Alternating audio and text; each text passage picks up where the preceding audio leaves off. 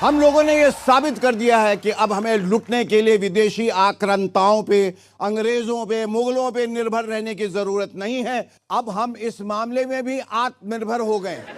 अपने भगवान, अपना मंदिर, अपना चढ़ावा, अपने लुटेरे।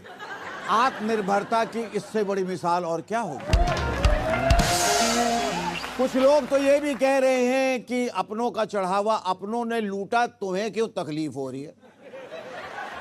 भाई बिल्कुल सही है, अपने तो अपने ही होते हैं। योगी जी ने कहा है कि कोई रामद्रोही मंदिर में घुस नहीं सकता। अच्छा, तो फिर जिसने चोरी की वो कौन था। मेरे ख्याल से समझदार आदमी को इस मामले में चुप ही रहना चाहिए। और ध्यान से देखिए, जो लोग समझदार हैं वो चुप ही हैं। नादान विपक्ष शोर शराबा कर रहा है। दरअसल विपक्ष को ये आत्मनिर्भरता पसंद नहीं आ रही है। वो तो चोरी हो गई चिल्लाने में लगे हुए हैं। कुछ लोगों का कहना है कि अयोध्या राम मंदिर में चढ़ावा चोरी पर राजनीति नहीं करनी चाहिए।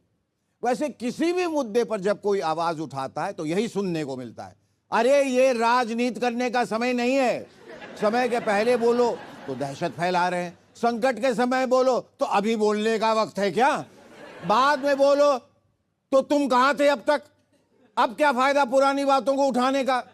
कहने का मतलब है कि बोलो ही मत, सिर्फ सुनो। तो भाई साहब, एक ब्लैक बोर्ड बनाकर टांग दें और उस पर लिख दें कि राजनीति करने का समय सुबह 10 से 12 और शाम को 6 से 8।